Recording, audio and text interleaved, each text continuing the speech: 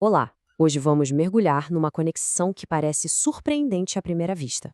A psicologia moderna, a importância de colocar limites e os ensinamentos milenares de Jesus. Vamos começar com uma sensação que, olha, muita gente conhece bem. Aquele aperto no peito na hora de dizer não, sabe? E logo depois vem aquela onda de culpa. E para a gente entender melhor essa dinâmica, vamos nos guiar pelo trabalho do psicólogo Elie Samuel, um especialista em mindfulness que faz uma ponte muito interessante entre essa prática e os ensinamentos cristãos. Então vamos lá.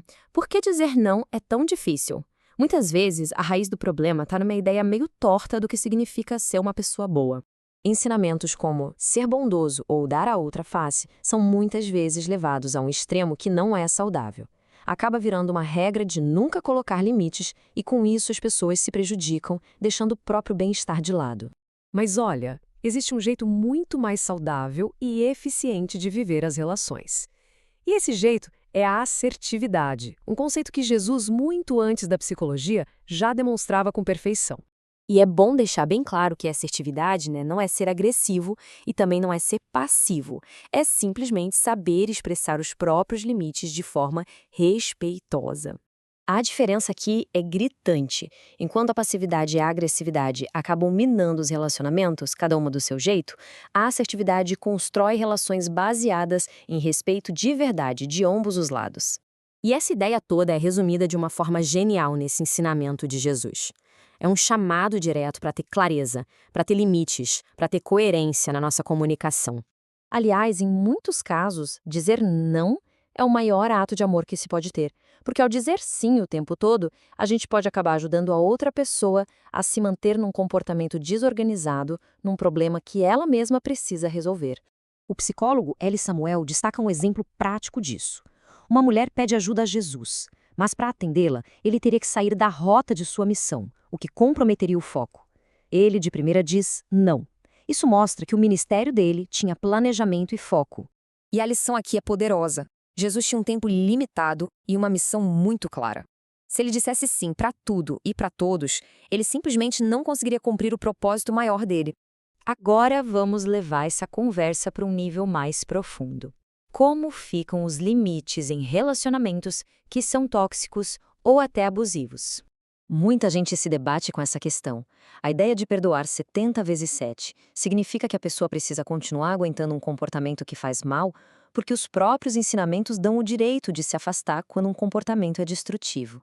E aqui está o ponto-chave. É fundamental diferenciar perdão de reconciliação. Uma pessoa pode perdoar internamente quantas vezes for necessário, mas isso não significa que a relação precisa ser restaurada. Perdão não exige permanência, especialmente se o ambiente não é seguro. Isso vai contra interpretações como o que Deus uniu, o homem não separa, que infelizmente mantém muitas pessoas presas em situações de abuso. Nesses casos, o verdadeiro milagre pode ser justamente encontrar a coragem para sair. Se afastar de alguém abusivo é um ato de saúde emocional.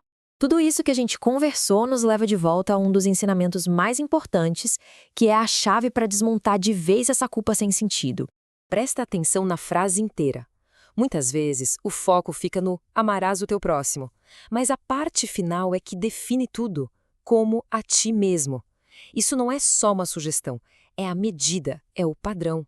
Ou seja, o amor que se tem por si mesmo é a referência. Se um relacionamento exige que a pessoa se anule, viva em sofrimento constante, em destruição emocional, isso passou longe do que o ensinamento propõe. E isso nos traz a um argumento final que realmente desafia essa ideia de culpar a vítima por escolher se proteger. O psicólogo Elie Samuel faz um paralelo que dá o que pensar. A justificativa cristã para o sofrimento do mundo é a escolha da humanidade de se afastar de Deus. Se Deus, sendo todo-poderoso, não é culpado por essa escolha, por que uma pessoa, uma vítima, seria culpada e obrigada a se manter numa relação com o agressor? No fim das contas, a responsabilidade numa relação é dos dois. Como diz o ditado, dois não brigam se um não quiser, mas também não ficam juntos se um não quiser. Sem parceria, não tem como um vínculo se sustentar. Então fica essa reflexão pra gente. Qual é o não que precisa ser dito para a gente poder honrar nosso sim mais importante? Aquele que protege nosso propósito, nossa paz e os nossos compromissos mais valiosos.